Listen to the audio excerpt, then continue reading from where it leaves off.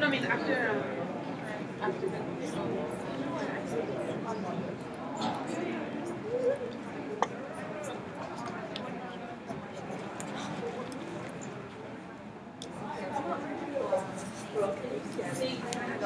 Like starting zero.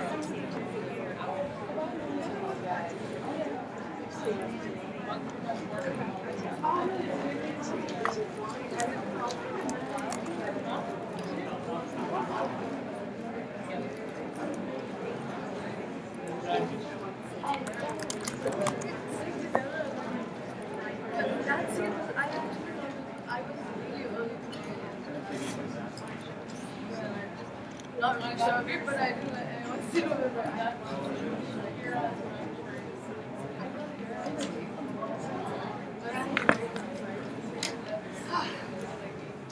Who's missing? Nasa?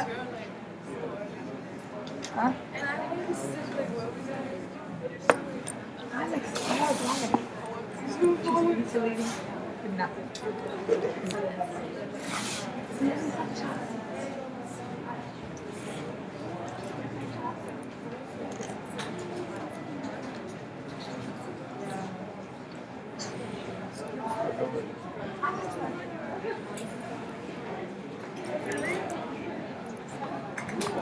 Hello, folks. Quickly, we'd like you to take your seats. I know it's not everyone. Some people will be coming in from lunch during this event, but if you can, please take your seats. I'd appreciate it. Thank you very much. And as you know, this is one of the special events we have during the lunch break, and I'd like Sebastian to introduce the panel. I just want to make sure you're all sort of getting settled before we begin. We're starting a little bit late, so we'd like to jump right into it. Thank you all for coming back so quickly after lunch, and we look forward to having a wonderful afternoon with you. I'll talk to you later. You hear too much from me. Bye-bye.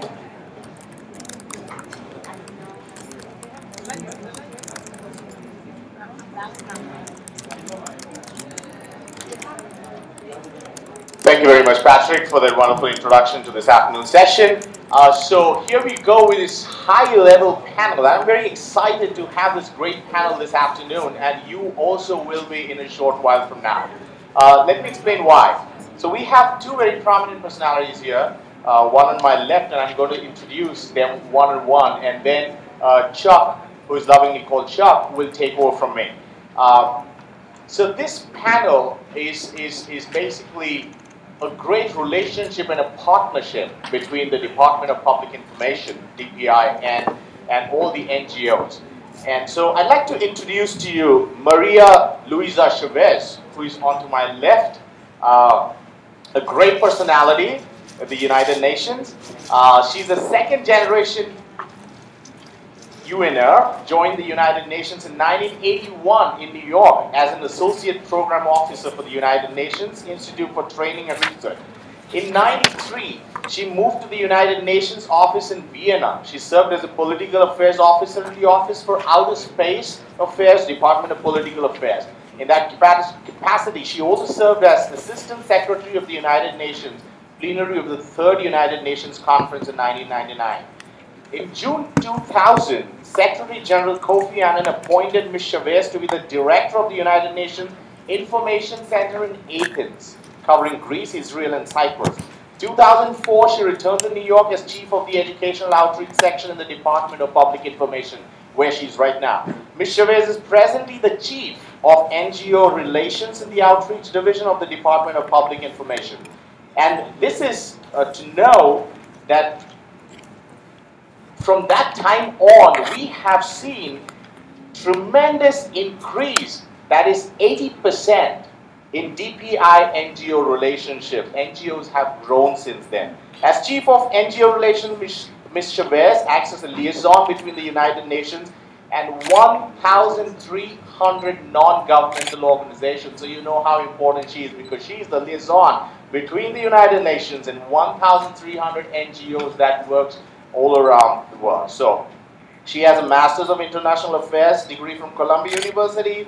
Her office travels include Argentina, Australia, Brazil, Bulgaria, France, Germany, Greece, Mexico, Peru, Romania, Spain, Venezuela, and the United States of America.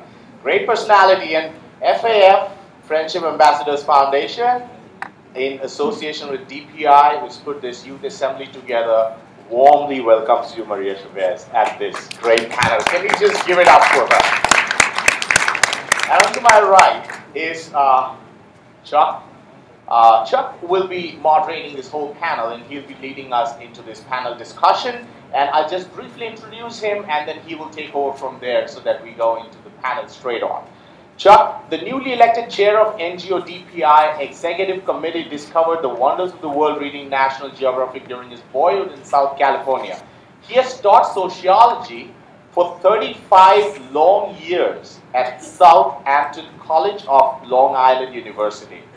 And after leaving that, he became the NGO representative to the United Nations for Peace Action, and he was also in Bangladesh for 2 years. In my personal conversation with him, we got to know that. He was elected chair of the NGO DPI Executive Committee in June of 2010 and assumed his position at the end of annual conference in September. So that's a brief introduction on Chuck. We go right into the topic. We don't want to waste much time, and hope you enjoy this whole panel. Thank you, Sebastian. Good afternoon. I would like to thank Patrick and FAF for including the NGO DPI Executive Committee in this year's Youth Assembly. The NGO DPI Executive Committee is comprised of about 1,300 NGOs worldwide who are affiliated with the Department of Public Information here at the UN. The Executive Committee is composed of 18 individuals representing 18 distinct NGOs elected on a rotating basis each year. The NGOs presently represented on the Executive Committee range from college and universities, religious entities, retired UN employees, economic development groups, UN support groups, to motion picture and media concerns. So there is a wide range of NGOs represented on the Executive Committee. Our main project each year is an annual conference. For the first 60 years, this conference was held here at UN headquarters. But 5 years ago, the UN began an ambitious program of renovation, which meant that we needed to take the annual conference overseas. Today, you will hear from the chairs of the 4 conferences which have been held in various parts of the world. In addition, the Executive Committee provides networking opportunities for NGOs in the metropolitan New York area. It helps to place college and university students to be the eyes and ears of NGOs outside the metropolitan New York area. It disseminates material garnered from the weekly briefings put on by the NGO cluster each week. And we have regional representatives in parts of the developing world who report to NGOs in the areas of the world. We hope that today's presentation will be informative and whet your appetite for further involvement with the UN. After the presentations by the 4 conference chairs, we will break up into groups where you'll have the opportunity to ask as many questions as you wish about one of the conferences of which you have heard. Thanks. And I'd like to turn the program over to Maria Luisa Chavez. Thank you very much, Chuck. Thank you. It's a great honor to be here. Just a little point of clarification. All the work that's being done by the NGO Relations is a team's work of an extraordinary group of colleagues that I have. A small group, but extraordinary. So I need to clarify that. It's not single-handedly all the successes that we're able to do. Again, it's really a great honor to be here with all of you. One of the earliest mentions of the acronym NGO was back in 1945 when the UN was created. NGOs were behind the creation of the United Nations. Our charter does start with we, the peoples. Peoples. Peoples are the 3rd pillar of the United Nations, so never forget that. The importance of working alongside NGOs has been an integral part of the UN since its establishment. The first General Assembly session in 1949 passed a resolution mandating DPI and its branch offices to actively assist and encourage national information services, educational institutions, and other governmental and non-governmental organizations of all kinds interested in spreading information about the United Nations. Our section is the link between the Department of Public Information and over 1,300 NGOs associated with DPI. The section is committed to reaching out, engaging, educating non-governmental organizations, civil society, academia, with the goal of building support for peace, development, human rights for all. The mission of the section is also to assist the non-governmental community to effectively bring the UN message to local communities, in particular grassroots organizations and marginalized groups. Our section maintains an ongoing, mutually beneficial partnership with the NGO DPI Executive Committee, presently chaired by Chuck Hitchcock, which represents all the NGOs who are associated with DPI. Now, our primary partner for us is indeed the NGO DPI Executive Committee, and together we organize the only annual UN Global Conference for Civil Society, and together we constitute the membership of each conference planning committee. For 60 years, as Chuck mentioned, the conference was held here in New York headquarters. Since 2008, we started traveling, and as I love to say, we went on the road.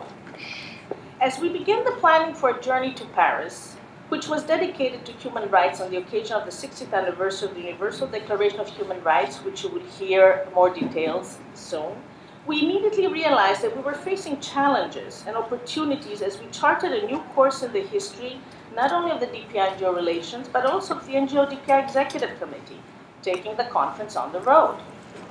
It was exciting and at the same time demanding. It raised new questions as to the way we traditionally do business. It tested us to maximum in dealing with myriad challenges, and it also created fresh opportunities to solidify our relations with our NGO partners, reach out to new communities, and build different partnerships with various regional NGOs, especially in the developing countries. Our rewarding experience in Paris and lessons learned made us look forward to our next destination, Mexico. We also learned the invaluable importance of collaboration, cooperation, and hard work amongst all of us. For 4 years, we made history: Paris, Mexico City, Melbourne, and Bonn. In each of these conferences, we welcomed from 1,300 to 1,800 NGO participants from all over the world to explore human rights, disarmament and development, world health and the MDGs, sustainable development, and volunteerism. We're also very proud that taking the conference on the road gave us the opportunity to reach out to diverse NGOs and encourage them to become associated with DPI. Since we have had over 200 NGOs, new NGOs, who have associated with the department. Throughout these conferences, it was also a delight to watch the students and youth participants take an active role in the proceedings and insist on equal partnership with other NGOs and the UN in global campaigns. The energy generated by speakers and panelists, as well as the representatives of civil society, surely served the needed momentum to reinvigorate, to push for achieving the goals of each conference.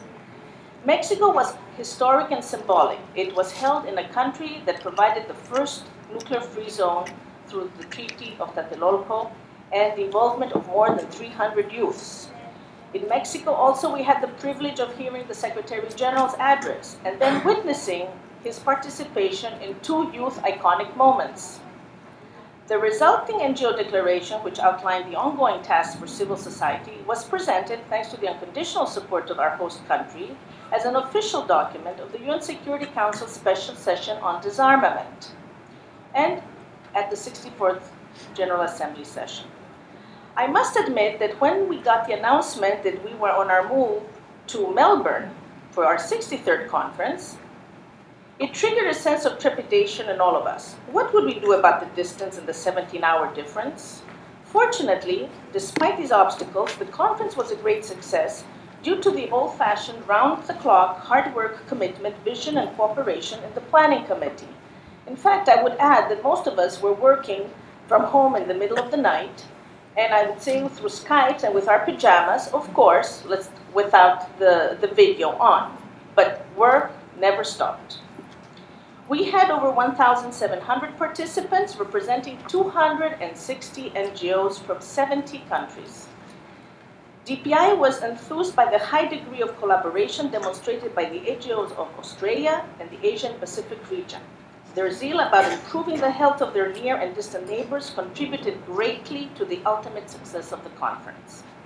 Organizing a UN conference for civil society when one theme offers challenges for the planning committee, but convening a conference with two themes that should be addressed in a balanced manner, you can imagine the challenges we all had to face. And indeed, this was the case with our Bonn conference in 2011, which at the end of the day was another of our big successes.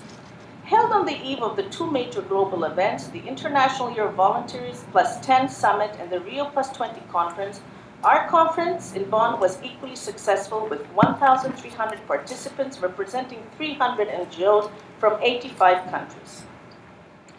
Since these are my last months at the United Nations, I would like to say that I am very proud to have worked with such a vibrant DPI NGO community and be active as co-chair of each planning committee for the last 4 conferences. I'm also very proud of the legacy of the solid partnership forged with the colleagues around the world, as well as with the NGO DPI Executive Committee, and with my colleagues here on the days and the NGOs they represent. It has been really a great honor working with all of you. Thanks to this solid partnership, we have worked to make a difference in the world, and I can say confidently that indeed we did make a difference out there. Thank you very much.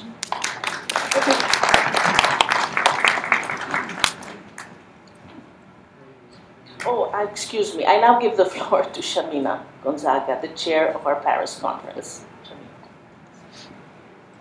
Good afternoon, everyone, and thanks, Patrick, for inviting me, and welcome to all of you. It's great to see you here.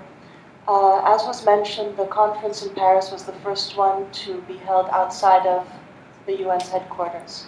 And as you can see, I'm probably quite a bit older than you, but maybe not that much. I started out, since Chuck asked me to give a little bit of background, as a teenager basically working with NGOs because I had the opportunity to be here in New York. I knew NGOs in Mexico mostly that needed a representative, so I had a chance to get inside these halls when I was about 14 years old and start learning the way NGOs work, the way the UN works. So I had been part of the planning of this conference for many years in different roles. And for me, the goal is not so much a conference, and it's not so much to be at the UN. These are instruments to be able to achieve something greater for people who don't have the access. So we're always here, whether you now or me then, as vehicles for something bigger than ourselves. When the opportunity came to move this conference outside of its traditional headquarters into another city, another culture, and on a topic like human rights, it was really a tremendous honor to be appointed in the role of chair. But there were a number of issues. Now, for one, in 2008, you might remember there were the Beijing Olympics. And human rights is always a contentious topic at the UN. Let's just say there was not a huge appetite to do a major conference on human rights at that time. It was very, very sensitive. And even within the human rights community, the organizations that actively work on this issue, there was a lot of trepidation and I would say skepticism, because this conference and this body that we are here talking about isn't a substantive body.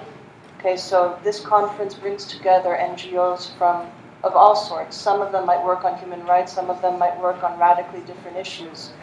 So for organizations that are experts in a specific topic, they might look at a conference like this and say, well, what do these people know about this? Why are they going to do a conference on this topic? For me, I always saw that as the opportunity, because this conference is not limited to one type of organization. It allows us to open the doors and get more people inside, because if we just leave these issues to only the organizations that are experts, well, nothing, and they serve a very important role, but we need people everywhere to be thinking about human rights and its implications and understanding it more deeply. So even though the 60th anniversary of the Universal Declaration wasn't a cause for celebration, because human rights were and still are in a sorry state in many areas, it was an opportunity to think, well, how can we reach more people, get more people's voices in the halls, and do something that will at least honor the achievements that have been made and get some more information about where we can have an impact. So in addition to the actual conference that was held at UNESCO, we felt, or least I felt it as chair, that we had to do a lot of things outside of the formal halls of the conference that would be open to people that couldn't get inside the building, because sometimes it's quite challenging to actually get inside a UN conference, even one like DPI. So we had a lot of volunteers working, doing all sorts of outreach events. We were able to work with the mayor's office in Paris to occupy a public plaza with a human rights wall that people came throughout the whole day and wrote on, painted on. We had booths for different NGOs to actually talk about their work and interact with people. We had all of the local, the way Paris is set up, each district has its own kind of mayor. So each district office opened up its doors for exhibits on human rights issues. Some of them were extremely challenging. In one case, we had an exhibit by an artist from Argentina who had photographed the, if you're familiar with Argentina's history, they had a brutal dictatorship and many disappeared people. And he went and took photographs of the families that were whole, and then the same photograph years later with the missing person. So this exhibit called Ausencias, or Absences, was on display for weeks in Paris, open to the public. And then inside the conference, we tried to open it up so that in addition to plenaries and the high-level opportunities, there were tons, maybe too many breakout sessions where individual organizations took the leadership of it and were able to actually make their issues front and center and engage more directly with people who wanted to focus on those topics. So it was a little bit experimental in terms of the history of the conference. Impact is always hard to determine with these things. For me, one impact was that it actually was not the last conference to be held overseas, because it was a question, and again, the first time working in a bilingual environment, which was challenging for a lot of the organizers. That continued, that we developed a more decentralized structure, I think is, or at least the opportunity to think in a decentralized way where different actors can take a role is important.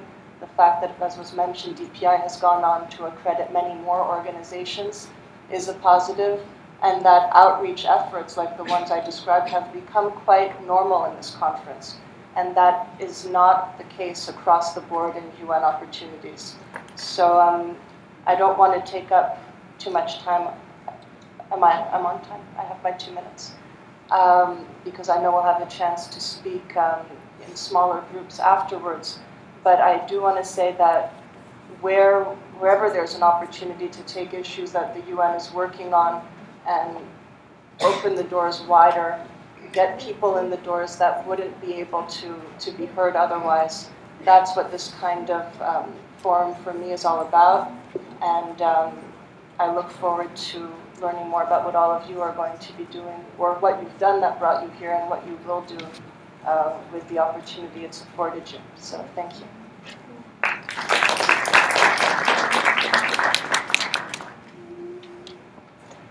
And I'm next. Members of the Mexican government were present at the annual conference in Paris. After the conference, they asked the NGO DPI Executive Committee and members of the Department of Public Information if there would be interest in having the next annual conference in Mexico City. They suggested the topic of disarmament. At a town hall meeting here in New York, the NGOs affiliated with DPI affirmed an interest in going to Mexico City to discuss issues related to disarmament. The Executive Committee interviewed several candidates for the position of chair of the conference. I was selected partly because I was a representative of Peace Action, and partly because as a former dean of a college, I had had experience bringing diverse groups of people together to plan events. This conference was the first to have both a planning committee here in New York and a focal group in Mexico City. After putting together the committee here in New York, I traveled to Mexico City to identify a chair of their focal group.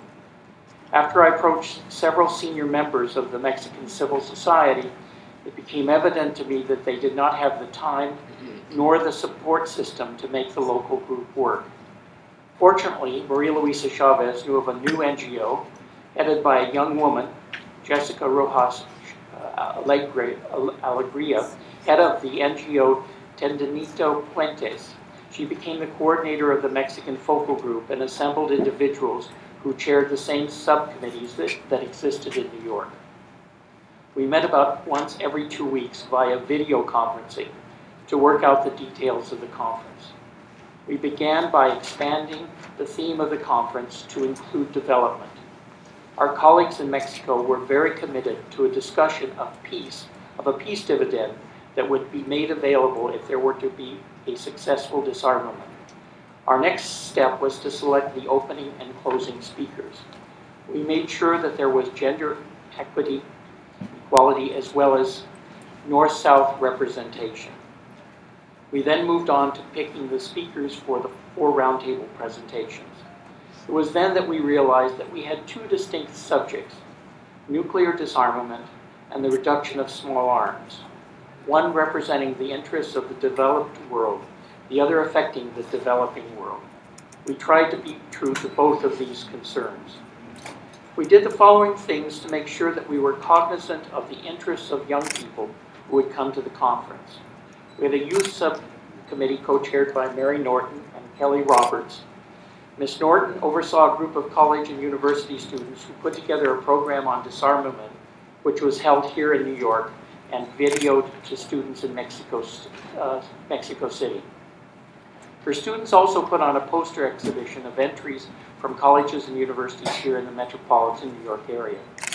Ms. Roberts, working with Ms. Constanza Gomez-Mon in Mexico City, put on an exhibition in the main park there during one of the lunch breaks addressing youth issues. Ms. Roberts will be at the disarmament group during the breakout sessions if you have questions about this project. In addition, we had an intergenerational subcommittee that focused on bringing young people and seniors together for informed discussions. The first was recorded in Mexico City when Ban Ki-moon, Secretary General of the United Nations, attended the conference. At previous conferences, he had pre-recorded his messages, which were shown on the screen. At this conference, he gave a keynote speech in which he recalled that the driving force behind Latin America's nuclear weapons-free status was a Mexican, Alfonso Garcia Robles, whose work earned him a Nobel Prize, Peace Prize. This achievement has served as an example for 4 more regions, including the entire continent of Africa, to become nuclear weapons-free zones. Besides speaking at the opening session, the Secretary General also participated in two youth-oriented sessions. The first was the inaugural Twitter campaign to ban weapons of mass destruction. To that end, he was flanked by 2 conference attendees, Judy Lerner, the oldest member, who represented Peace Action, and a college student, Guillermo Parra Malvez. The second occasion occurred when the Secretary General worked side by side with student volunteers to finalize their life-size reproduction of the conference's visual image, a broken hand grenade with a plant growing out of it. International student journalists were there documenting this important moment for posterity. A key element of the conference to me were the workshops that were given in 6 of the museums surrounding the conference site. These 30-some workshops were chosen from about 100 entries by the workshop subcommittees in New York and Mexico City. They were sponsored by a wide variety of NGOs from all over the world. I should mention here that there were about 1,300 people attending from 60 different countries. At the end of the conference, the committee of experts from Mexico City and New York came up with a declaration which was circulated and voted on unanimously. I should note that one of the co-chairs of the committee of experts, both in New York and Mexico, were young men in their 20s. They certainly captured the concerns of a younger generation. After the conference was over, Ambassador Claude Heller, permanent representative of Mexico to the United Nations, in a letter to the President of the Security Council, who that day happened to be President Barack Obama of the United States, requested that the declaration be circulated as an official document of the Security Council. Later in the week, during the general debate at the 64th UN General Assembly, the Foreign Minister of Affairs of Mexico referenced the declaration in her address in saying, in part, that she echoed the energetic call of a global civil society made in the 62nd annual DPI NGO conference in Mexico, so that governments from all over the globe could undertake their responsibilities to achieve a global goal of a nuclear weapon-free world. Thank you. Mary Norton is now ready to talk about her conference. Good afternoon, and thank you for coming to our presentation. And just to wake everybody up a little bit, would you take out your cell phones, please? This is a time in a conference or a class that you have the opportunity to actually take them out and use them. What I would like you to do is to text, Twitter, whatever, the governor of the state of New Jersey. And if you do not have the privilege of living in New Jersey and you are from another country, the political person from your country. Yesterday there was a young woman here from Brazil. I don't know if she's here today, but Brazil will be hosting the World Cup in the year 2014. And at the end of this presentation, I think we have an important message for the government of Brazil and for the governor of New Jersey. So if you would please do that, ask them to tune in, listen to what we are talking about here today, and recommendations that we have for the Super Bowl for next year and for the World Cup. Okay, so you can be busy doing that if you don't care to listen to this presentation. But I would like to begin. And we have this technology that I'm not used to, but I will try. As Chuck said, I was chair of this conference. I am from Felician College, which is the Franciscan College of New Jersey. And I also serve as the first vice president of the executive committee.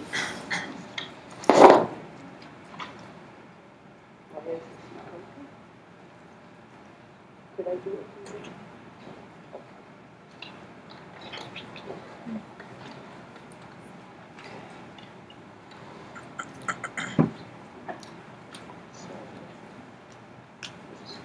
Okay, thank you.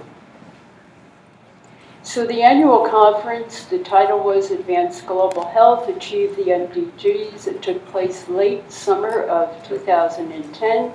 The place was Melbourne, Australia. We had 1,700 participants representing 70 countries, 260 NGOs, with 55 workshops and 50 exhibits.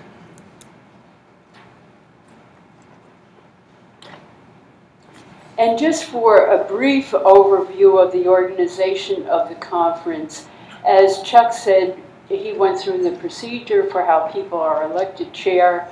We also had a convener in Australia, which was a separate endeavor, really. We went to Australia and we talked with the Australian government, who put forth several names, and that person was chosen. What I would like to focus on is the vision statement for this conference, the youth conferences that were held, the pre-conference here in New York, and the youth participation in Australia, the visual identity, the challenges that we had, and the follow-up that we have done. The most important thing of any conference is, what do you do when you leave the conference? How do you use this information? So if we begin with what is health, if we look at the MDGs, and I were to ask any of you which ones apply to health, most likely you would say 4, 5, and 6. My goal was to change that thinking. So I came up with a vision statement and presented it to the planning committee. And I wanted the focus to be on not just management of disease, but some of the social determinants of disease, methods to generate outcome data, cost-effective healthcare delivery systems, sustainability, integration of programs, and most especially emphasis on prevention, and the social determinants of health. And I was very pleased. I was here yesterday, and I heard the young people yesterday addressing the MDGs, and actually they had the same thoughts. The people that were part of the panel, there wasn't one healthcare person. They had an architect, they had an engineer, they had an IT person, and these are the people we need to get the message out and to change things. This approach fosters interdisciplinary collaboration within and beyond the health sciences and relates to the implementation of the Millennium Development Goals. So therefore, the conference should emphasize the multidisciplinary, multifaceted issues in fostering health and not just managing disease. So as you see, this set the tone. And if we look now at the health MDGs, we can honestly say all 8 of them rely or relate to health. If we look at social determinants of poverty and hunger, achieving primary education, promoting gender equality, all of these things have an implication for health. The question is, why do we treat people without changing what makes them sick?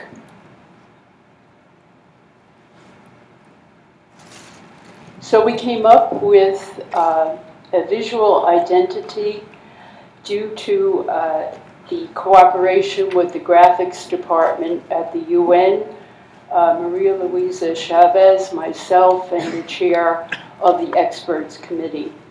So as you can see, what we identified as the important contributors to health are prevention, education, human rights. Another emphasis of this conference was to tie in all of the important aspects from the previous conferences. Human rights is a big issue when we're talking about delivering health care. Disarmament is a very important issue. So we have them all built around there. And we see sanitation. When we consider 2.5 billion people in the world do not have access to sanitation. Intergovernment relations, partnerships, political will, perhaps one of the most important things. Then we had a youth pre-conference in June 2010, and I'm not going to dwell on this because we have a whole panel that will be presenting this afternoon. But we see Dr. Murphy, who was one of the co-chairs with Kelly Roberts. She took the New York part, and Kelly took the Australian part. We see Ambassador Quinlan and Ambassador Antonio, who is the permanent representative of the African Union, and myself and Phil Batterham, who was my colleague, my equal in Australia. And there is a website that goes with that, and that's on your handout. This was the team. Some of these members are here today. And these were the sponsors, the Australian government, the African Union, Fairleigh Dickinson, Felician, and Fordham. So finally, we have an opening ceremony. And the participants came from academia, from service organizations. We have Adelphi University, we have Rotary, and these are some of the participants. The declaration vote. Kathy Falvo and myself and Phil Batterham explained to the group how we came about this declaration and the input that we had from around the world in 5 languages. And the outcome declaration also became a permanent record for the General Assembly, and the contact for that is also on the handout that you received today. We're very proud of that document. The challenges were the definition of health. As Maria Luisa said, distance, time changes. Government issues, it was very interesting. The Australian government had an election shortly before this conference opened, which really, they had a caretaker government which altered our entire opening ceremony about 2 weeks before it began. And the time frame for the Millennium Development Summit, which was 3 weeks after our conference. And I'd like to talk about the follow-up, the most important part. We at Felician College had a signing campaign for the social protection, and this was a global campaign. And this draws the attention of governments to improve health, education, housing, water, and sanitation in every country. There you see the social determinants. And we also have a project with Felician College in Nicaragua, with San Agustin College there, and Water Aid. And we had a follow-up briefing here at the UN on women, sanitation, and water access, equity, and sustainability. And that was a follow-up to our conference, and we had a student participate in that also. So thank you very much for your attention. And has anyone heard back from the governor or his office or anyone else? So we will continue with that, and maybe by the end of this afternoon we will have some type of response. Thank you very much.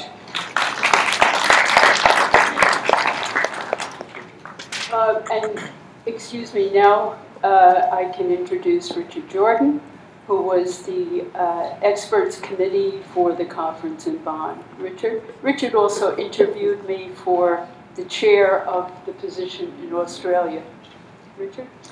Thanks, Mary, and thank you, Maria Luisa. Before getting into the role of youth over the last really 6 conferences, let me just acknowledge Maria Luisa and her team, Ihor, Gail, Sal Oka, who has retired, but a tireless group of UN partners. Could not have been better to work with under very trying circumstances. And in Bonn, working till midnight, conference days, really kudos to you and to your team, and we will miss you after the summer. As the chair of the 2007 conference, Dr. Mary Norton brought students from Felician College every week to our planning committee meetings, and the students gave not only valuable input, they were essential to the last conference that was held here at UN headquarters, the 60th annual conference. They did everything you could think of, and I recall after the last session of the conference, when our declaration was adopted, Mary, I think the students and you and I met in the cafeteria, if I'm not mistaken, and we had sort of a mini briefing afterwards. So the role of students in that conference is essential. We fast forward to the Bonn conference. The declaration that was issued was 17 pages long. There were over 1,000 individual contributions of text. I was simply the coordinator for 4 of us, 2 in Bonn and 2 here, who stitched together all of the elements and continued to do that in Bonn. Now, the thing that no one really remembers from that exercise was that at 10 p.m. we still had to edit the entire text. And as is done in many UN conferences, there was we actually had a technology so that we could have a screen where the text would be edited. And there were 3 young men who volunteered and worked with 25 drafters from 10 p.m. until 4:01 a.m. We had until 4 a.m. Security told us at 4 a.m. we've got to close the building for security purposes. So we finished with 1 minute to spare. But those 3 young men were essential to the production of the 17-page draft declaration, which was adopted unanimously, and is General Assembly document A/66/750. So, and one of our colleagues in Bonn, DPI NGO colleagues, Nilab, was a youth, and so we had tremendous participation and involvement by youth for this. Now, so that we have much more time available for discussion, let me close with 2 points. Being a native New Yorker, New York today is celebrating the 100th anniversary of Grand Central Station. Grand Central is a place where trains arrive and depart. Much of what work in life at the UN is about arrivals and departures. It's fascinating being here for many years and watching that process. And it's the translation of skills that will allow you to deal with transitions. You heard yesterday that the official youth liaison whom Ban Ki-moon has appointed was a delegate in the Youth Assembly and couldn't believe that something like this could have happened to him. How could I, a kid from Flushing, I still call myself a kid from Flushing, in New York, how could I possibly have stood at the podium of the General Assembly and opened the 2007 conference? You think of these things, but when they actually happen, wow, it is amazing. Each of you can do the same thing with this addition. Imagine that instead of it being the year 2013, and trying to find things that you can use practically here is impossible. 2013, we're now fast forwarding. I'm an archaeologist, and it is the year 4513. 4513.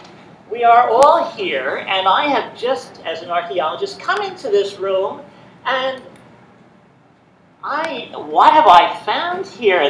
There are 500 people who have worked for all these 2,500 years to really help save the civilization that we have, the planet that we have. You may not have your life work identified yet, but if you simply view the long term. What is this Earth going to be like in 4,500? I see some of the Chinese friends smiling. Imagine that you are the Xi'an warriors, okay? And an archaeologist has uncovered you. And you must be, individually, you must be the army, you must be a general, and you must be a participant, an individual soldier.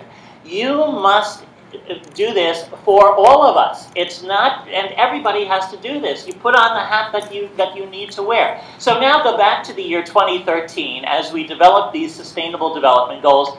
You must continue to do what you are doing, and you cannot let anything stop you. The only thing that can stop you is you and the mind inside you that says, can't be done. You just wasted 2 seconds, so start. Thank you very much, and let's have a good discussion after this. Thank you, Richard. That was wonderful.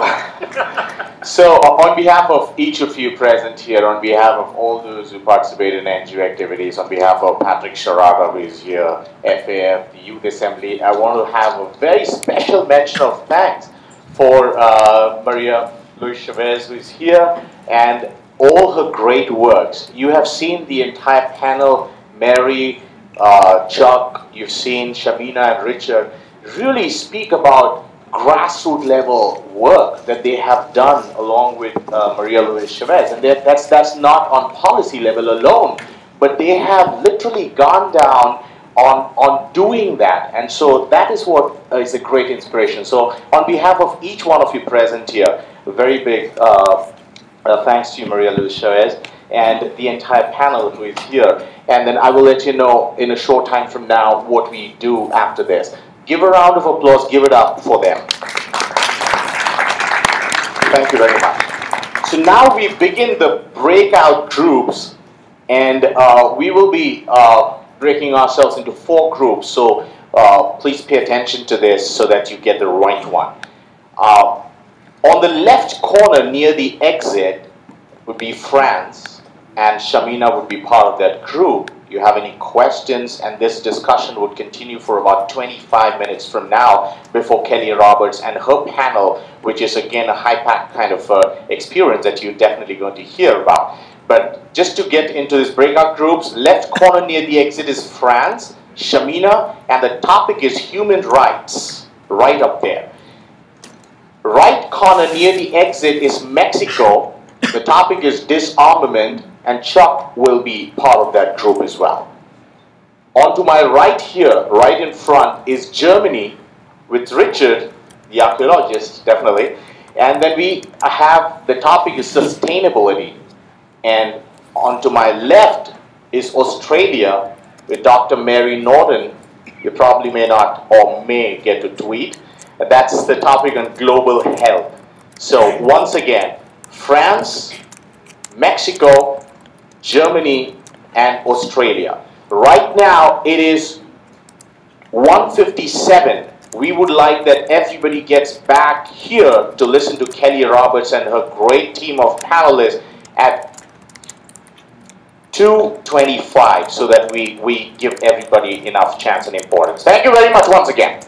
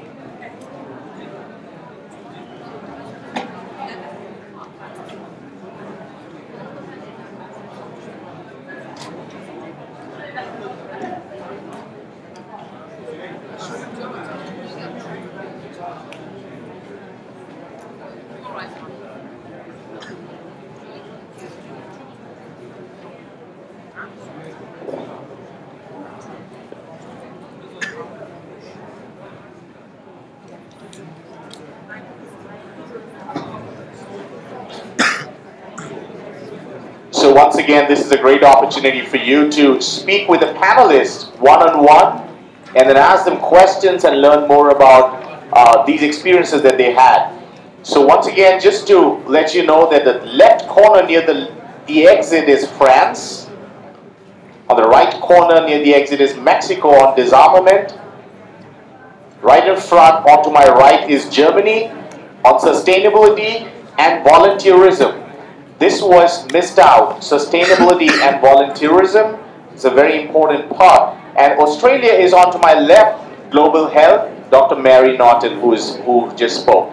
Please make sure that you're part of one group or the other and learn much from these experiences. Please network with these people, belong to some group or the other. As I mentioned in the past, Ahmed Al-Nabi, the one who is youth here in 2007, came here at YA, and today he is the envoy of the youth all over the world. So make use of this opportunity and make sure that you network enough and learn more.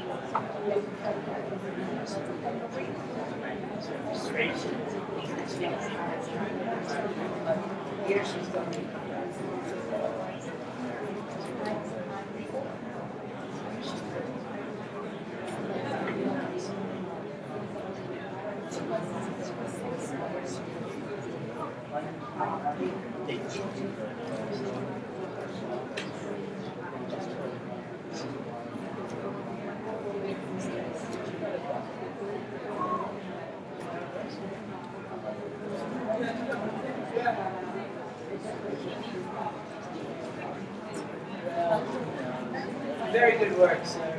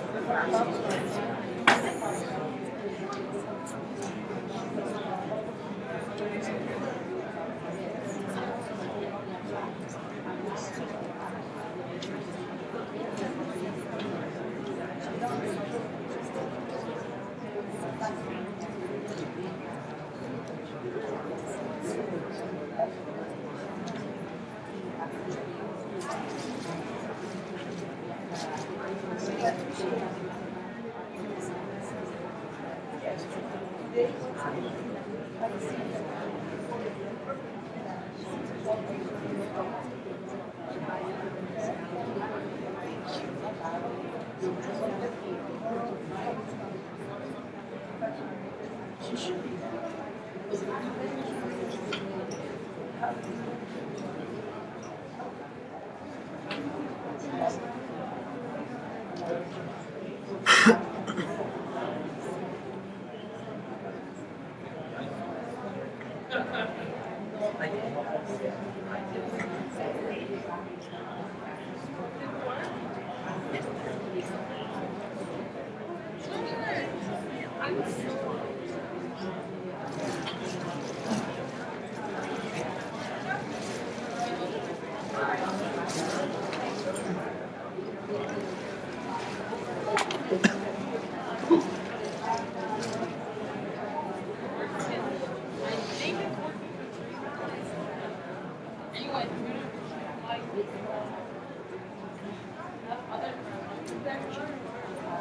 you got like a big charger? Yes.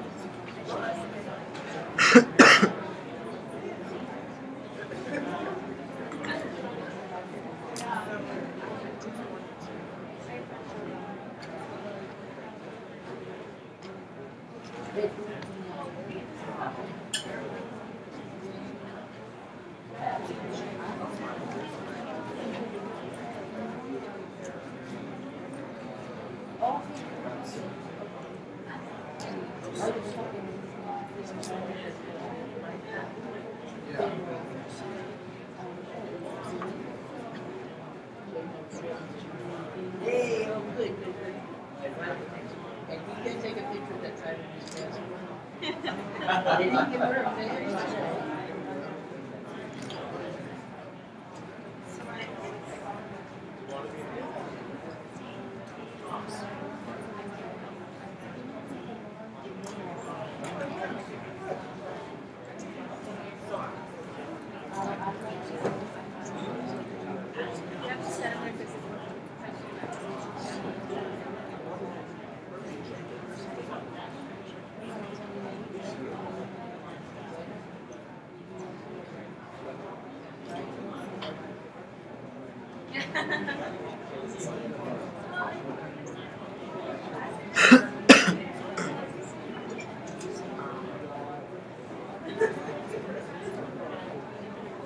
And for UNESCO, where she had her UNESCO.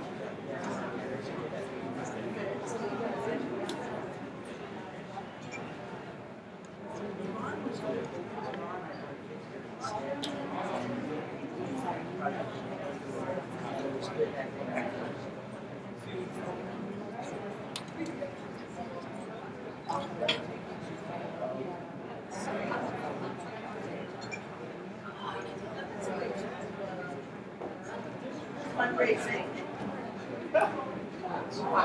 Every picture that was we're so desperate. The big fundraising.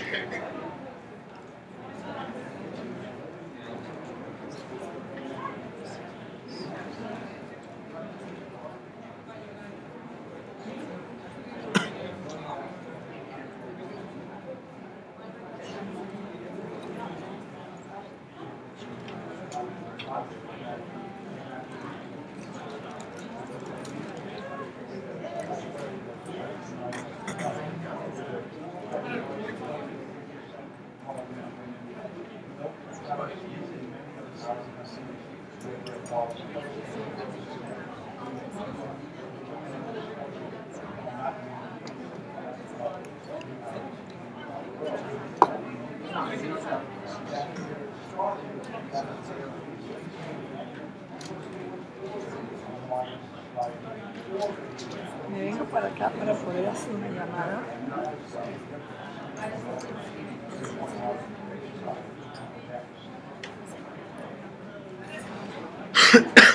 A las 3:30 salimos aquí, la más que vienen ellos. Ok. Ahorita sí. Ok. A las 3, después de que terminen, vamos al baño y esperamos por el señor. Ok. Ya casi llegamos, ya como una hora. Ok.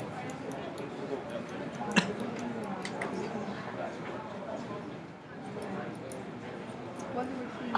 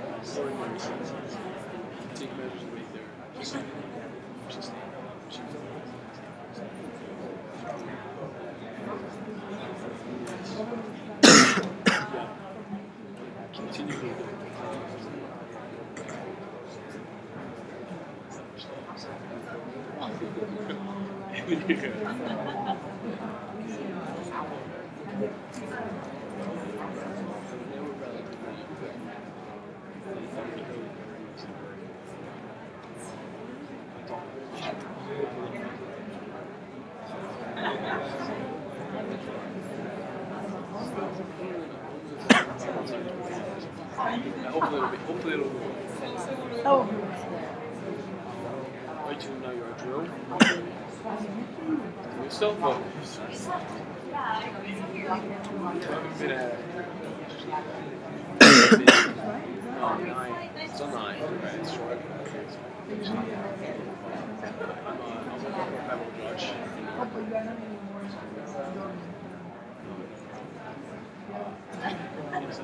You're sleeping on a lot of couches.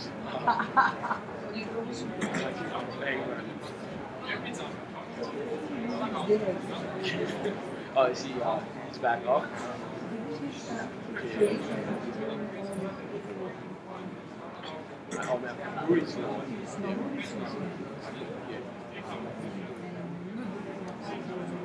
Yeah, a lot of it. It's a lot of work. I'm not gonna stop scrolling. Oh my God, I think I could remember that word. We'll both have to buy to make money. Worldwide web. Hello. Thank you. Yeah.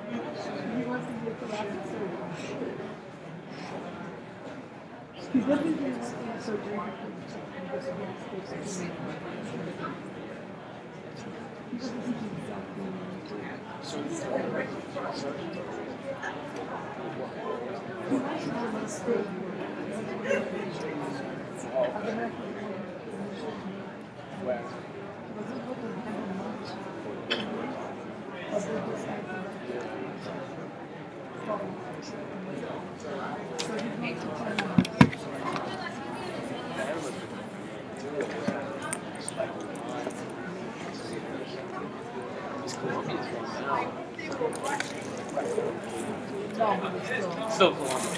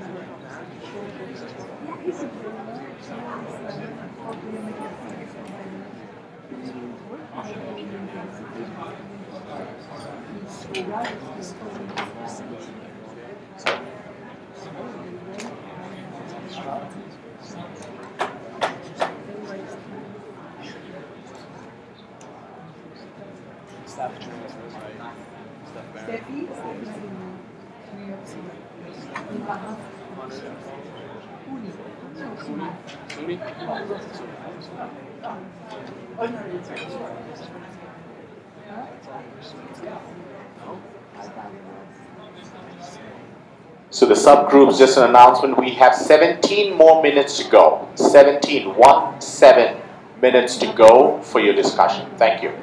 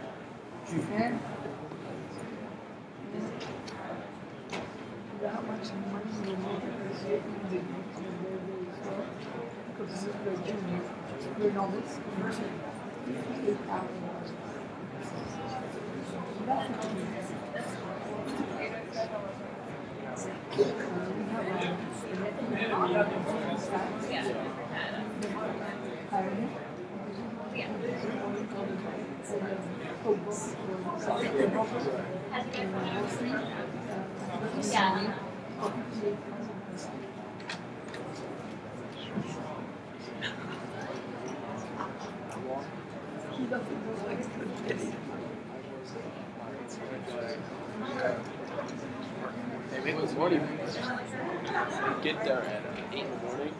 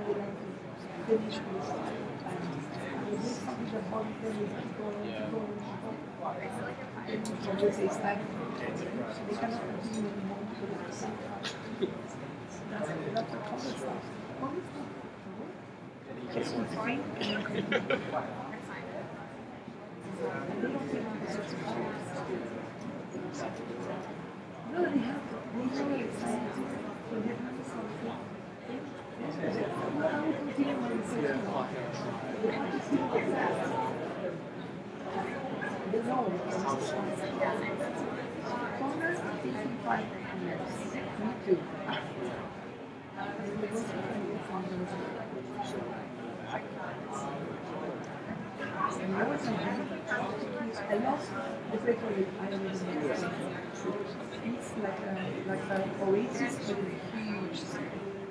And it's the Greenwich Village. I find the Greenwich Village in this humongous. But if you don't have those huge buildings, it's very kind of short, and all stores and so on. You go to certain streets and then find the city. So that's how I for community. And I like to do a better in that place. They're very Go with my wife. Whoever she may be. Go with it. Your first house.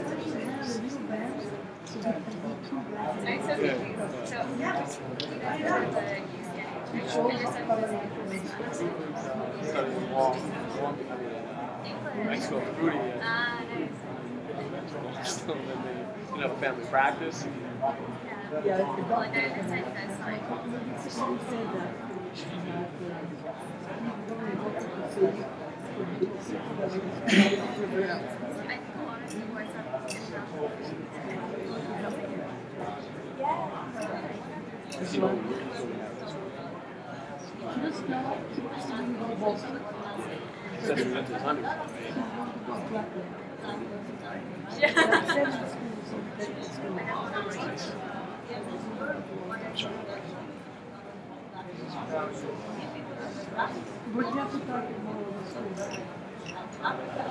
oh, guess what? Sit down like this so I can take a picture. Happy of you guys. Act like my dude. Don't put like She got these like major okay.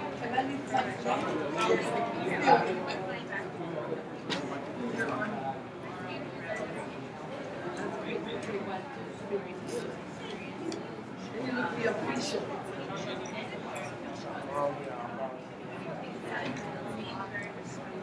So slow my camera. Oh, you're supposed to know. Okay.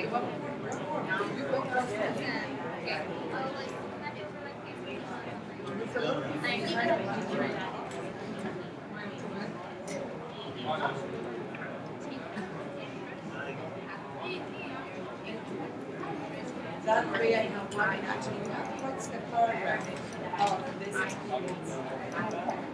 They never do it there, right there. No. the first The first one. You were here this afternoon,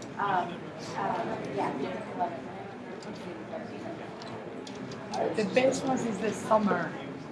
See, I want to come to the summer. That's the best one. Now, Monday, the UNA USA is a very good one. That's really excellent. The UNA USA conference. That's the UNA USA.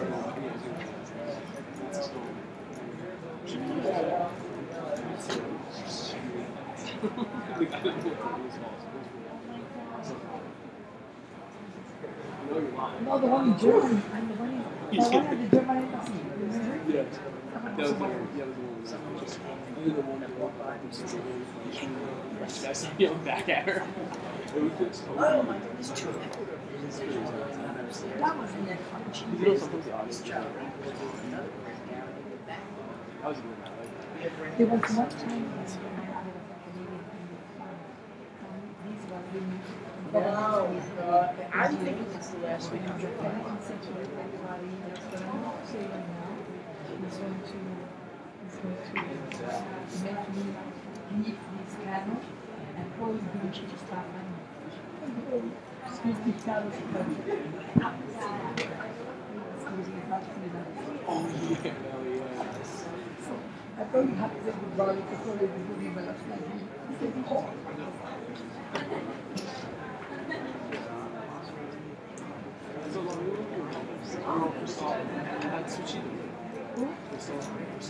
I don't know. I always try to invite them, but they never busy. The one since we started with they go on Fridays. He's in Martina. Stephanie, and the thing is, yeah, that's good. It's home to the city. We keep on in Boston, he's in New York City. We have the last 3 minutes to wrap up. Okay. 3 minutes. So remember, Thank you. As soon as I get done, we'll grab the jacket and go. I don't know. Beat the traffic. Tell you, I will put a for you. I have to take a picture.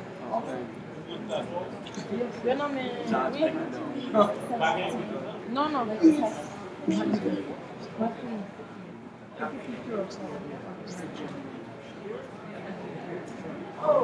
So I have to email the paragraph. Yes, and I have a picture. But do the one about yesterday, not about today. No, sí, yo lo voy a hacer mañana. Lo quería preguntar. The economy here is very bad. Our school system.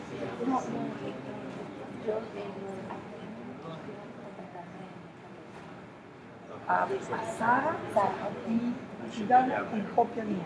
You're coming to fucking do it now. You're going to carry a flag?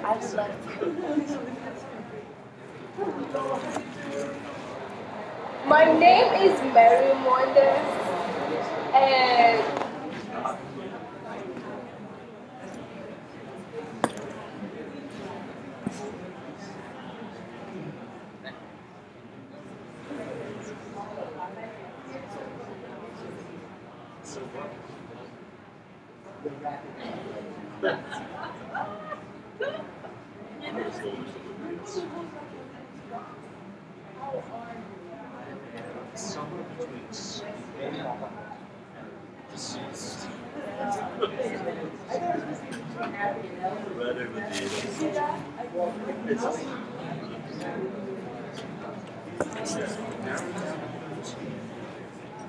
Thank you, Shamina, for wrapping up on time. Thank you.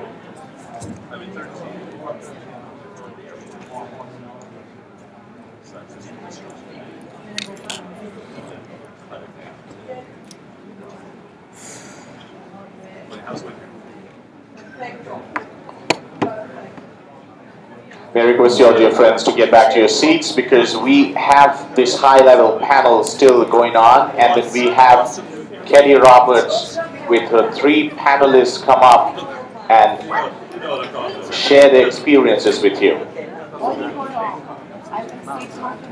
We don't want to lose out on them and their rich experiences, and time for questions.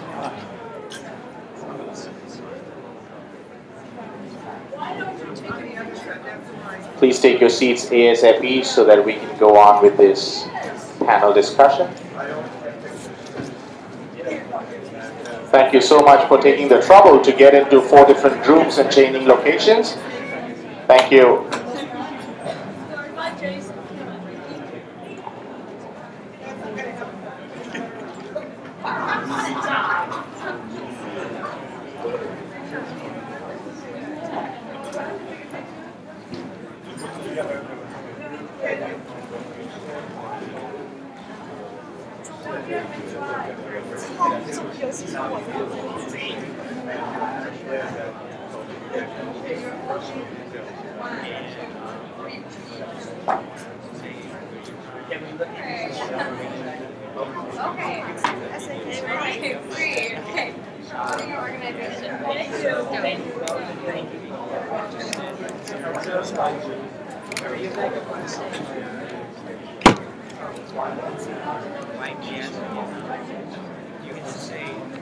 Are you Nora? I am. I'm Yinshu. We're friends on Facebook. How are you? So nice to meet you here. Great for you to be. Oh, you're with the FDU group, right? Yeah. Great. Do you know Joanne Murphy? Joanne, she's there. She's here? Yeah, that's. Oh, no, where is she? She was here. There she is. In the phone. Oh, she's here? I don't know. Yeah, I believe so. It was nice to meet you. You too.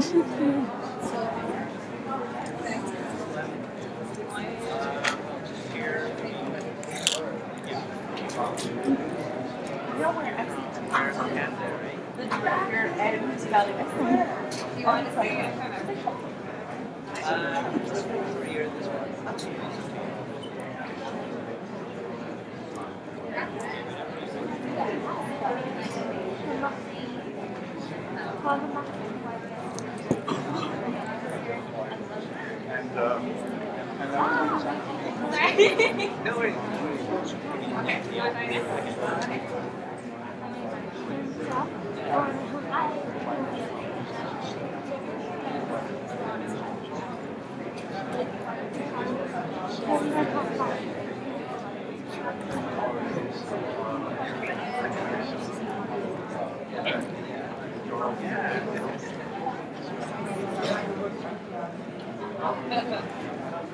Are you guys making like a trailer, like a Yeah, we're sort of like trying to get. How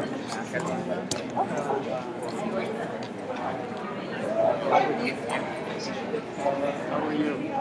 I'm well, thank you. I'm going to put my stuff here and go introduce Kelly.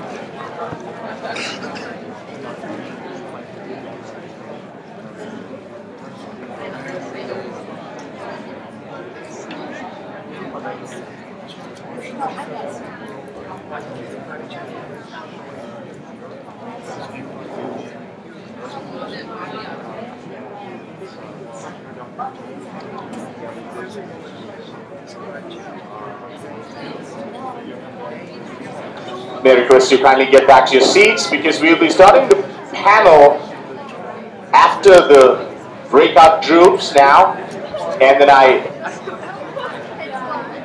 the floor is all yours, Chuck. And Chuck will be introducing Kelly Roberts and this terrific group of 3-member panelists.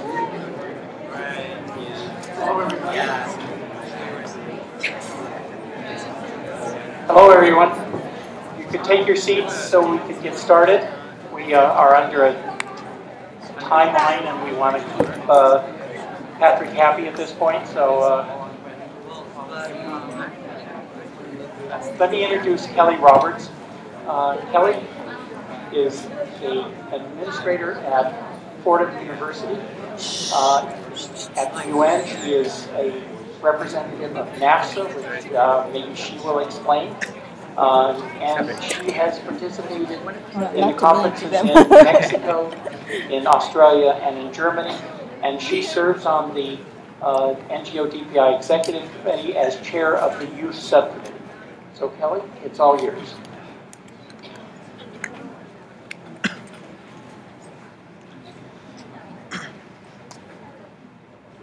Okay, thank you very much.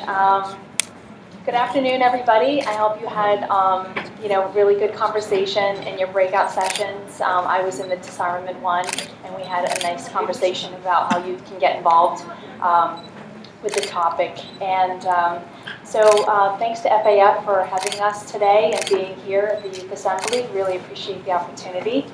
I'm Kelly Roberts, and I have served in the past as co-chair of the Youth Subcommittee of the annual UNDPI NGO conference. And I've served on the planning committee for the Mexico, Australia, and Germany conferences. I currently serve as chair of the Youth Subcommittee and secretary of the NGO DPI Executive Board. As mentioned, my day job is at Fordham University, and I work with international students. So a warm welcome to all of you from around the world to be here. And in this panel today, we'd like to take a look back at the past UNDPI NGO conferences in terms of youth engagement and leadership. Young people have made a significant contribution to these conferences, And you're going to hear various perspectives and experiences on this panel from those who have attended these annual UNDPI NGO conferences and those that were involved in the actual planning of youth events and workshops. So our first speaker today is Dr. Joanne Murphy. Dr. Murphy is the main representative to the UN for Fairleigh Dickinson University. She's currently a director on the NGO DPI Executive Committee Board and on the board of Congo. Thank you for being with us today, Dr. Murphy, and the floor is yours. Thank you very much. Good afternoon, everyone. It's a pleasure to see all of you here and see so much diversity in the room. I'm emphasizing diversity, and you will see why as I get further into my presentation. Fairleigh Dickinson University is a great supporter of the idea of the DPI NGO conferences. They have tremendous value, particularly given the opportunities for students to learn firsthand, not only about the issues, but what it means to work with and interrelate with people from around the world. It was a pleasure for me to see Shamina speaking on the panel earlier, because my students, when we were in Paris, and we've been to every one of the conferences that have been held in Paris, Mexico, in Bonn, as well as in Melbourne, which we're going to talk about now. But my interns in Paris had the opportunity to interview Shamina, and we even have it on our website, so you can visit that if you'd like. The purpose of the pre-conference, the pre-conference that is held prior to the major global conference, is to give young people here in the United States, and those for whom it's easier to get to the United States rather than the global site, to give them the opportunity to become involved and to learn about the issues, and to be able to interrelate with other delegates who are doing the same thing. I had the privilege of serving on behalf of the planning committee for the conference, the Melbourne campus. I'm sorry, I'm thinking in terms of campuses. I mean Melbourne conference. I had the privilege of serving as the coordinator, the chair for that conference. And our primary objective in organizing this conference was to ensure that youth had the leading role. Youth had the leading role in coordination, youth had the leading role in planning as well as in implementation. And it was really a very exciting opportunity for me. One of the first steps that we took was to create our youth team. And one of the most important criteria was that we would be able to have perspectives coming from many different directions. Of course, we needed to have bright students. We needed to have students who were concerned about global issues, students who were well organized, ready to jump in, do some serious planning and some very hard work, students who were very savvy with technology, because much of our work had to be done over the internet. In other words, we were just looking for super students, and we were blessed to have found them. We had an amazing group, 14 students from different colleges and universities, beginning from the New York area, going all the way down to the Washington, D.C. area. So you see here that we had a very diverse team, and we were very well connected, very close. The roles assumed by our youth leaders, they were involved in site selection, they were involved in the logistical arrangements, all of the program planning, coordination, program design, and implementation. Now you will notice that I am going to speed up my speaking as time is flying, but I want to get some important points in here. The youth were also involved in selecting contributors, supporters. So they brought from their own personal networks a private photographer who did extraordinary work, as well as a printing company that did excellent printing, quality printing of all of our conference documents. Moving on to the program, we had a vast array of different speakers. The youth were involved in selecting the speakers. Now I'm just going to have to fly. 5 minutes turned into 3. One of the program components was a poster contest that featured young artists, and one of those young artists who won the contest is here today. We had a high level of program interest by the audience. They were very engaged and no one was sleeping in the audience, as you see in many conferences. We had focused attention, dynamic participation, and the most important product that came out of that conference was the Youth Impact Statement. There are copies in the back, but also you can go to the website of the conference. The URL is listed up here. And you can also do a search online for Second Annual Youth Pre-Conference. The most important thing for you to understand, even though you may not be able to attend these conferences, even though you may live in an environment where freedom of speech and thought and action is not the priority in that country, you can still play an important role. Always know that every thought, every action is registered. And I refer you to do some research on Princeton University's work it has done on collective consciousness since the early 90s with many universities. No thought is lost. And why am I sharing that with you? Because every one of you needs to understand you are important. No matter where you are, no matter what resources you have, every thought that you contribute to the collective consciousness, thinking of peace, thinking of the goals of the United Nations and how you would like to see this be a better world, you can make an impact. Thank you. Thank you, Dr. Murphy. I'm going to introduce our next speaker. I'm pleased to introduce Dr. You will be, Mr. Daniel Wiggins. And Daniel's a graduate of Pratt Institute with the Masters of Fine Arts in Communication Design. He's currently working as a designer and art director in New York City for Moroccan Oil Care Company. He served on the youth subcommittee for the UN DPI NGO Australia Conference. And Daniel, the microphone's yours. All right. So I really want to talk about today, I'm going to have to look through this very quickly, but I really want to concentrate, since everyone here is together because of youth, to really talk about why you matter and youth matter. And that was kind of my takeaway. I went to the Australia conference 3 years ago, and I learned so much from it. And it was such a great experience for me, and I would have never gone had I not got involved in some of these things. So you may be thinking, why is it, as a graphic designer, why am I here? This is about public health and MDGs, but design, I think, really does matter, and I wish I had more time to go into it, but there's a very pivotal role that I think that NGOs, if they partner with designers, can come up with these very amazing collaborations that are very fruitful for all involved. And I became involved in everything through a class at Pratt Institute. We did a class called Design Advocacy, where we created these proposals and these design solutions that would be exhibited at the Melbourne conference. And this was one of the posters I designed for the Youth Pre-Conference. And one of my takeaways from that conference, one of the speakers talked about, it doesn't matter how old you are or what your background is or what you do for work, but everybody can make a contribution.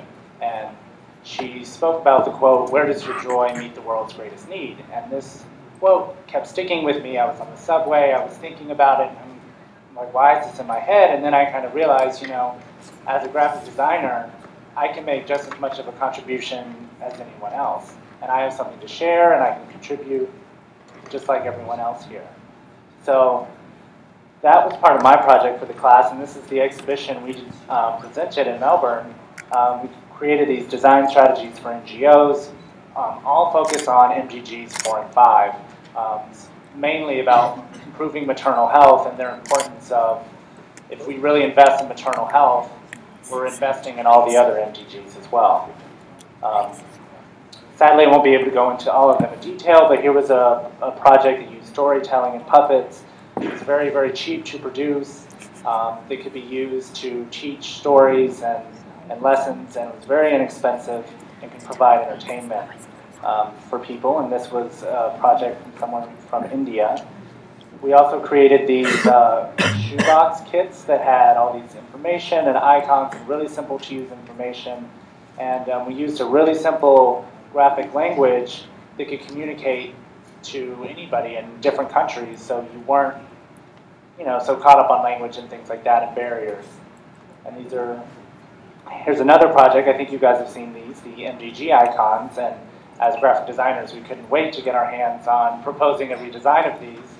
So one of the students created this system, which is a little maybe cleaner, nicer to look at. Basically creating a color code and a system for everything. And she took this a step further and created these accordion booklets that talked about how maternal health specifically relates to every MDG. And they're these accordion booklets that told a story and created this really beautiful poster. And through this work, it was so well received, Pratt ended up funding me to go to the conference in Melbourne, and I worked with Kelly at Fordham University, and we created a youth MDG village, which was actually in the center of the exhibition space, and was just a really amazing space that every time we got out of the conferences and we had breaks, outside of the breakout sessions, we had a central place to gather that was outside of your booth or organization. And it was a really nice platform to collaborate and exchange ideas. And we had all the Pratt project displayed there as well, and it was great to go more in depth with people who had questions. And one of the greatest things about the conferences were these youth breakfasts that we had. Now, they were, I think, at 7 in the morning or something, so waking up at 6 wasn't really the funnest part, but they were actually so rewarding. There were so many young people with great stories and, you know, very, very passionate. And one of those speakers, his name was Patrick Ip, and he was actually my roommate for the trip, and I never saw him because he was involved in the conference. But he had a really amazing speech on the last day about what and why. And I guess you guys can read this with me, but his main takeaway, and this is what I want you guys to take away too, is often youth are defined by what we are, a teacher, a student, a doctor, sociology major, but not why we do it. So many of us, no matter what we do, want to help, and it's important to focus on why. But when we define ourselves by what we do, we limit ourselves to what we're capable of doing. But when we define the why, the possibilities are endless. So, you know, no matter what walk of life you guys are, there's, you know, many great things you can do and ways to contribute. So I really want you to get involved and, you know, make the best of opportunities like this for youth that we're invited to, and create new doors and open new doors that may not be open to you, and just always come from a place of why, and all those doors should be open to you.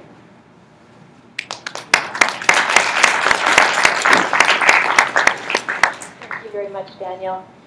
Our next speaker is Mr. Brendan Hu, and Brendan's a graduate of Fordham University with a degree in political science and international relations. Currently, he's a research assistant at the World Policy Institute. He's awaiting graduate school in the fall, and he served on the youth subcommittee for the UNDPI NGO Germany conference. Thank you, Brendan, for being with us, and the floor is yours. Thanks, Kelly.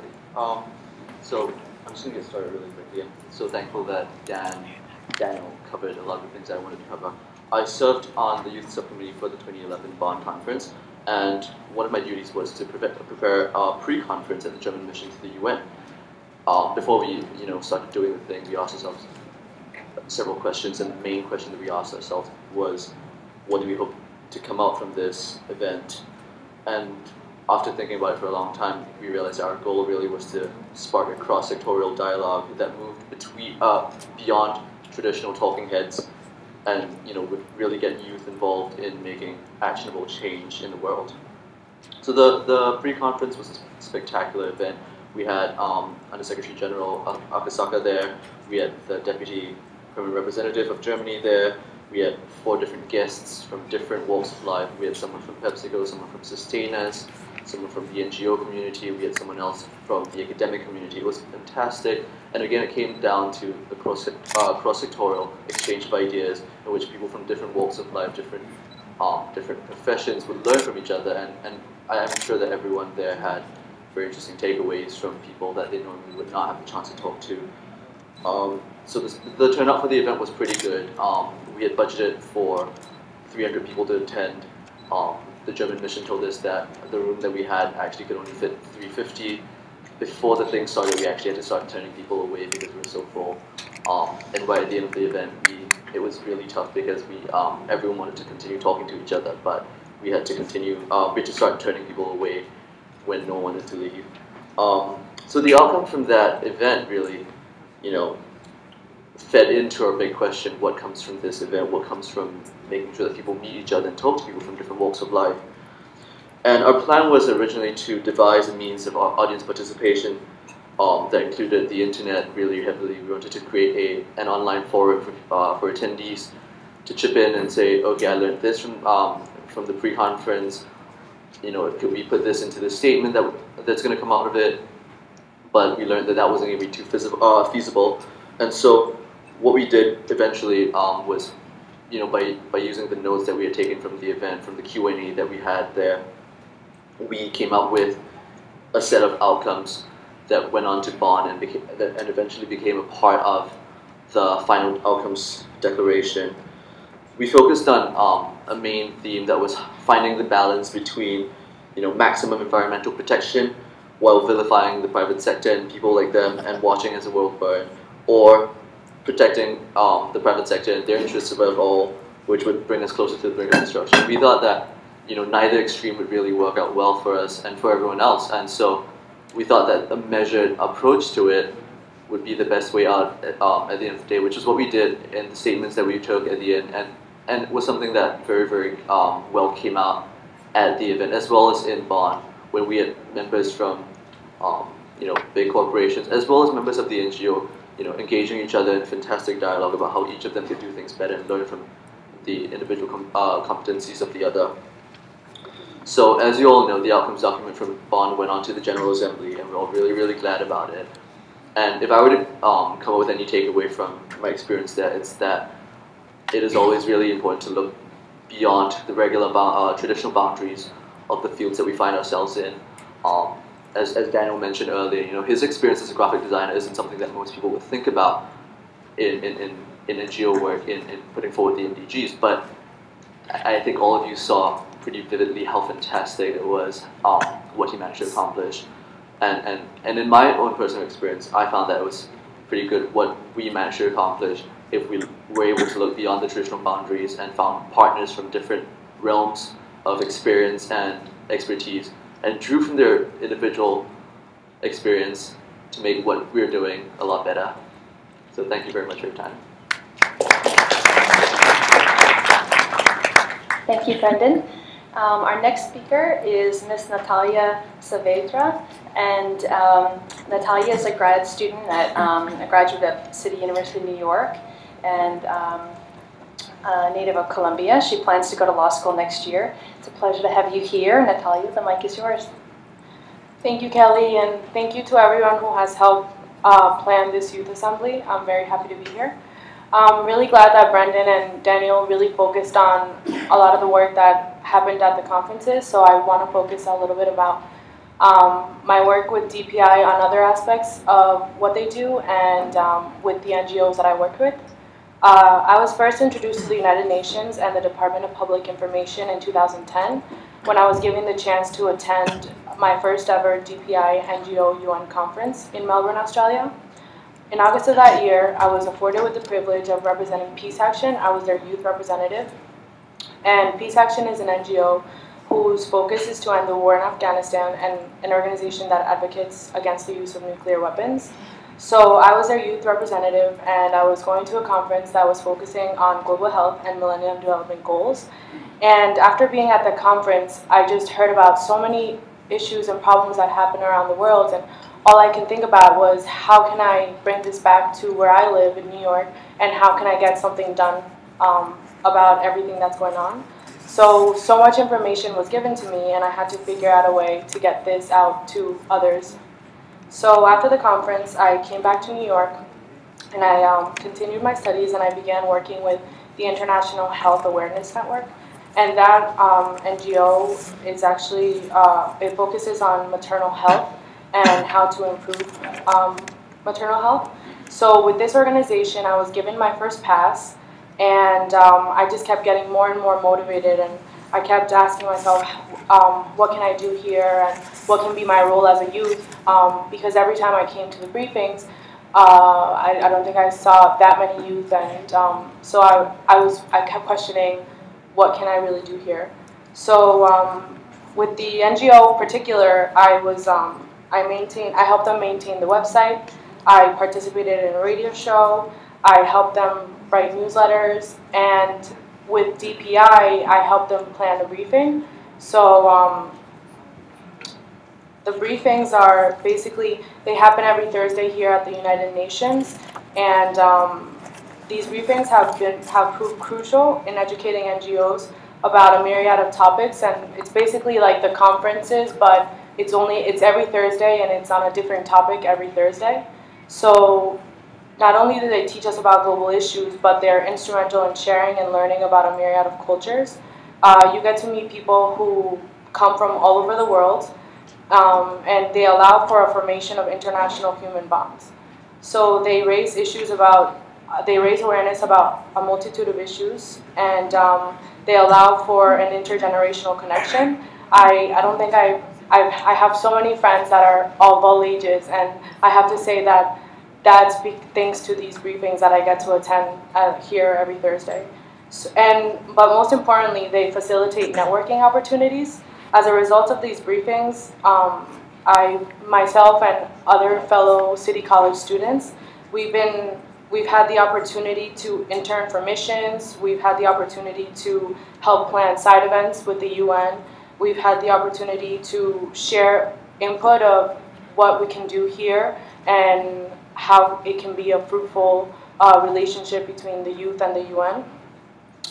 And then later that year, I was invited to attend my second conference, but this time I was the co-chair of the Intergenerational Committee.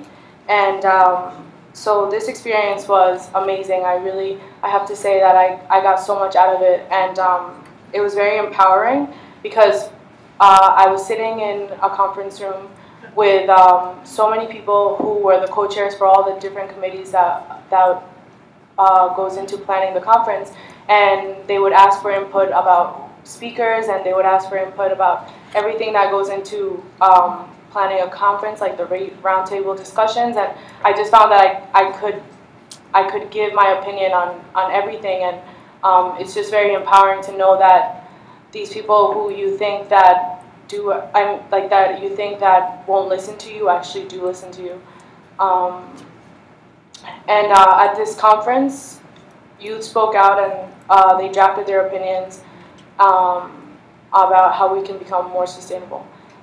At the conference, I also had the opportunity to participate in two of the panels discussion, and one was for the executive committee, and the second was planned by EHAN and Peace Action. So one of the most important lessons that I gained through my work is that the youth can be heard. I think that we do want to participate, but it's really hard if we don't know where to start. The resources are only properly used if the individuals know that they exist. And I've been able to do so much after knowing that there are resources out there, and that all I have to do is voice my opinion and voice the type of projects that I want to work on.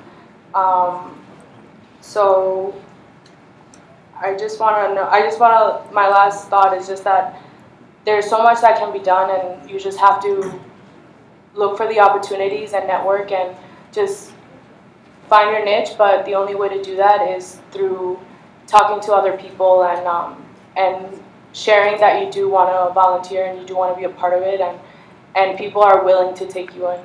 So, thank you.